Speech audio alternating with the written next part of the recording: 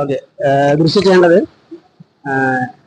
ഒരു ടൂറ് പോകാൻ ഒരു അവസരം കിട്ടിക്കഴിഞ്ഞാൽ കുറെ രാജ്യങ്ങൾ ഉണ്ടാവുമല്ലോ. അതിന് ഒരു രാജ്യം ദൃശ്യ പോവുകയാണെന്ന് വിചാരിക്കുക. ഓക്കെ. ആ രാജ്യം മനസ്സിൽ ചിന്തിച്ചുകൊണ്ടിരിക്കും. ഒരു രാജ്യം ഉണ്ടാവും, ഒരു വിദേശ രാജ്യം. മനസ്സിലുള്ള ആ ഒരു രാജ്യത്തിനെ കുറിച്ചിട്ട് ചിന്തിച്ചുകൊണ്ടേയിരിക്കുക.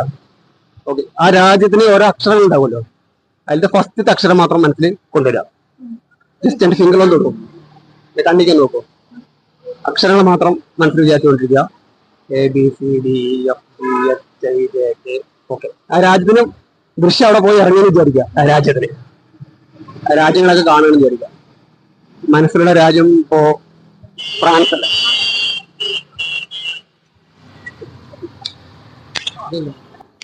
പേര് ശരി.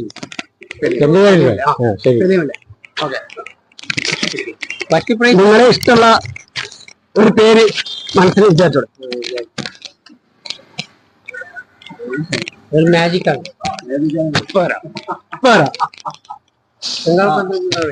മനസ്സിൽ വിചാരിച്ചില്ലേ പേര്? ആളുടെ രൂപവും പേരും ഒക്കെ മനസ്സിൽ ഫുള്ളായിട്ട് വിചാരിക്കട്ട. പേരിന്റെ ഓരോ അക്ഷരങ്ങളും മനസ്സിൽ വിചാരിച്ചുകൊണ്ടിരിക്കുകയും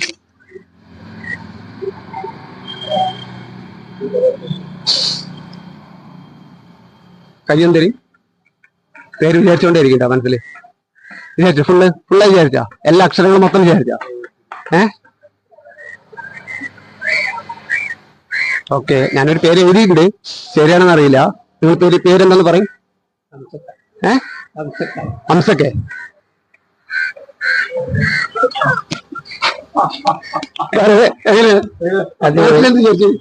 എങ്ങനെയുണ്ട്? അടിപൊളി പരിപാടി. എത്തിയില്ലേ? പേര് പറയും.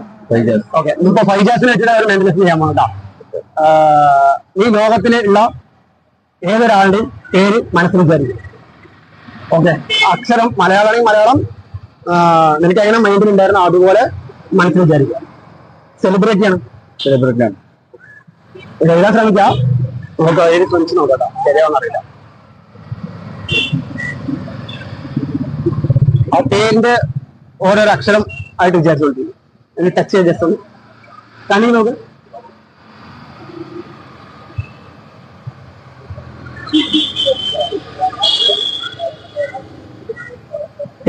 പേരിങ്ങനെ ഇമാജിൻ ചെയ്യാം. ഫുള്ള് പേരിങ്ങനെ ഇമാജിൻ ചെയ്ത് നോക്കിയിട്ടാ. പേര് ഇമാജിൻ ചെയ്ത് നോക്കി. ഇത് കയ്യിൽ വെച്ചോ. എഴുതിയിരുന്ന ഒരു പേര്. എന്തായിരുന്നു പേരെന്ന് പറ. യൂസഫ് അലി. എന്റെ പേര് യൂസഫ് അലി. അത് തുറന്നു നോക്ക്. എന്റെ ശരിയാണോ?